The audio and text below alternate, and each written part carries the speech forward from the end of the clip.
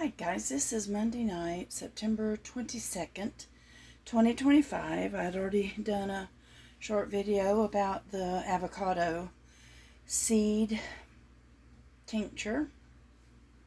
And now I'm going to do, this is Goldenrod. It finally started just now starting to bloom. So, I'm going to do a medicinal tincture for colds, flu, respiratory issues, and whatever, immune booster. So what I want to do, this I left outside just a little bit, mainly to let the critters get off of it. Because out in the wild, they get little spiders, they get little bugs. I'm not going to peel all the leaves off. I'm going to go yay so far and then cut some of this off. But I'm going to put you on pause a moment because you don't have to watch every little part of this. Okay, now I'll bring you back again for just a moment. These weren't dried. See how flexible those are?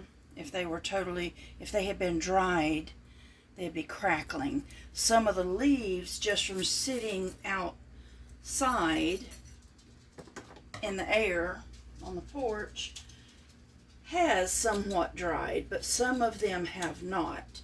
And then you see what I'm doing with those that are kind of dry. You should be able to just skim right down.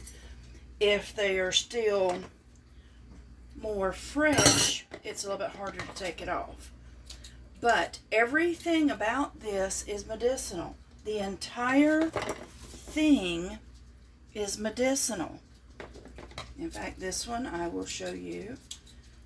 I'm just going to cut the whole thing. But you learn to do what you need to do and go from there. All right, now that I showed you that, I'll go back to doing this and I'll bring you back. All right.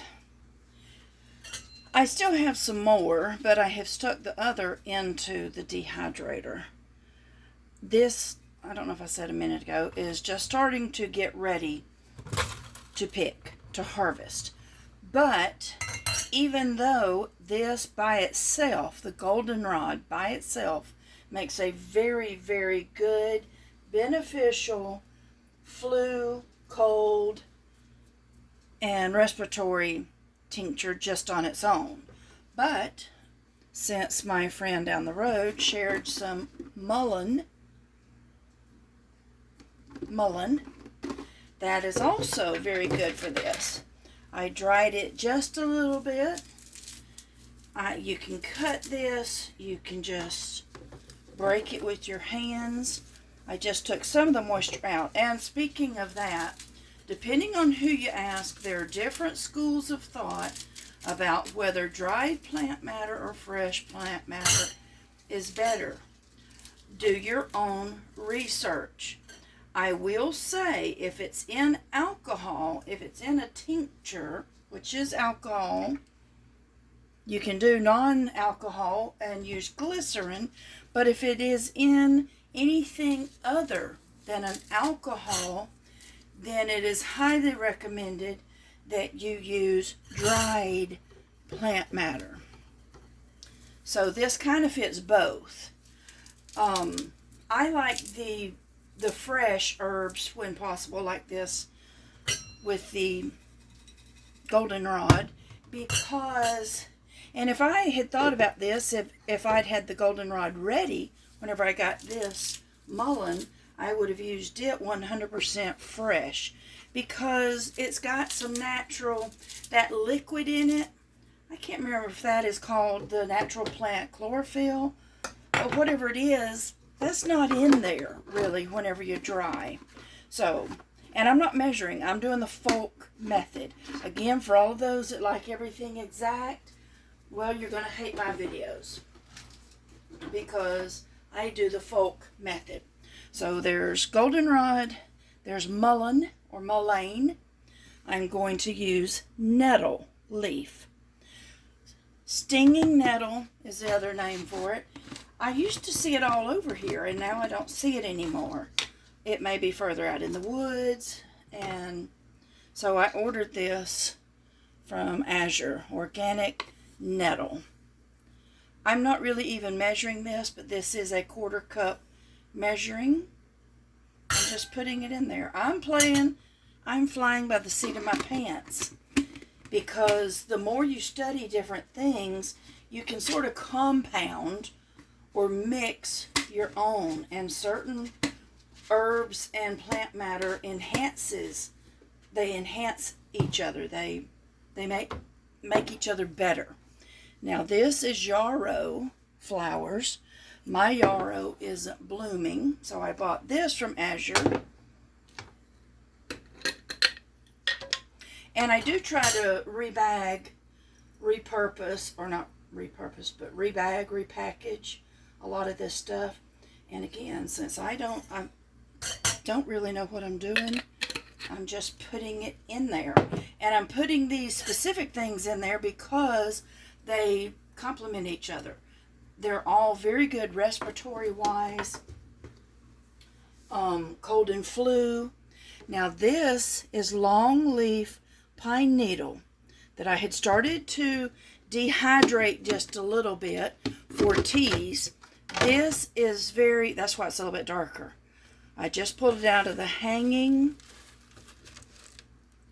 dehydrator. Oh yeah, I smell that. There is so many good properties that we weren't told about out there in nature that God made for us. And some people, here again, do your own homework. This is the little thing that's at the very end of it, where out of it the actual needles come out.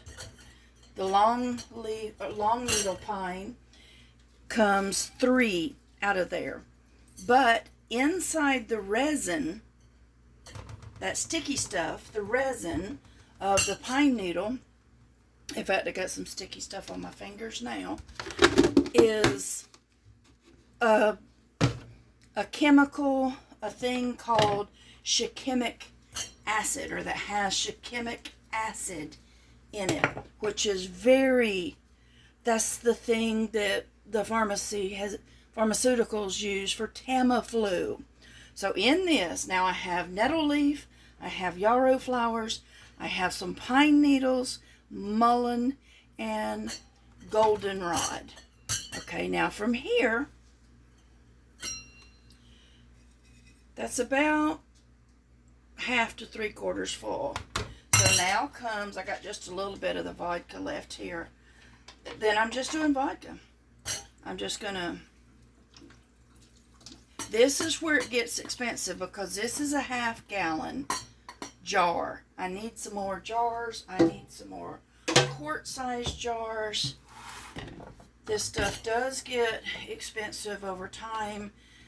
That's why I love whenever I can get certain things for free out there in the wild, or from wonderful friends of mine.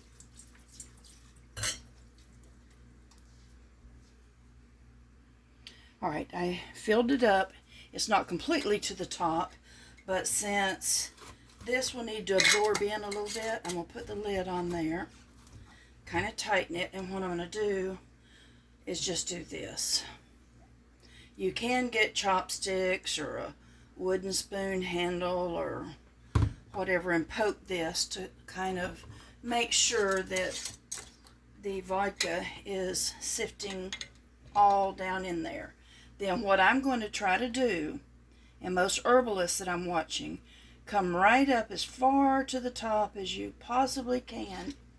Now you see there's some of the small particles in there too. So now what I'm going to do, the closer up to the top that you can do, the less likelihood of oxygen being able to get in here, which would cause oxidation. It may not ruin it, but you don't really want oxidation. So that is it. What we do here now is I'm going to put it in a dark place, is what they normally say. And I'm going to let it, it's called infusing or extracting whenever this does. And every day, I'm going to put it somewhere with some of the rest of my things. And every day, at least the next week or 2 weeks, you just do this. Because you're wanting to make sure all particles are touched. They're covered in this alcohol. Now, y'all know what's coming. Why would you do this, you ask? I am so glad that y'all ask such smart questions like this. Let me read you some of the properties. Now these ingredients I came up with, and it's not because I'm a genius. I'm willing to try certain things right now. Can I say someone else ahead of me may have tried this exact recipe and saw it just didn't really work. But here's my thought process behind this. Goldenrod on its own is a powerful decongestant and anti-inflammatory. Goldenrod is used to dry up congested sinuses associated with allergies, colds, and sinus infection. It is also known for its diuretic and antimicrobial properties, which support urinary tract health. Yarrow, the yarrow, often called woundwort, W-O-R-T, not W-A-R-T. Yarrow is a versatile herb with antimicrobial and anti-inflammatory actions that help resolve infections. It is diaphoretic, meaning it can help induce sweating to break a fever. It also aids in balancing nasal secretions related to colds and allergies. Mullein, the big leafy things, traditionally used for lung and respiratory health. Mullein contains saponins and mucilage that act as an expectorant, helping to thin and expel mucus from the lungs. It's used for coughs, bronchitis, and even asthma. And then the pine needles, rich in vitamins A, C, and A. Pine needle offer immune boosting and antioxidant properties, which you can, on its own, you can do teas and whatever. Potential uses of the combined tincture. Combining these 4 herbs is commonly created to provide synergistic benefits for respiratory and immune health. Potential uses include cold and flu relief, allergy and sinus support, respiratory tonic for chronic or lingering respiratory issues. The combined expectorant and anti-inflammatory properties can help soothe irritated airways, reduce inflammation over time, balance respiratory aid. It does give you some safety and contraindications, most of which is if you're pregnancy or breastfeeding, you may not want the goldenrod and yarrow. Consult a physician. I am not a physician, nor do I play one on TV or YouTube or Facebook. So do your own research. Consult with your doctor. Do what you need to do to make you and your family safe. I will say about the goldenrod, there's so many people, including the people that I talked to myself, that said, no, I hate goldenrod. I'm allergic. Well, according to all the scientific information out there, it's not the goldenrod that makes everybody, their allergies go haywire this time of year. It actually is not. It doesn't have all those little particles that sort of blow in the wind. You know how your car gets that film on it and it's pollen? It doesn't have all that in there. But you know what does? Is quite often the thing right beside it is going to be ragweed or some of these others. But anyway, and it didn't even mention on the pine needles about the shikimic acid thing. Do what you can do.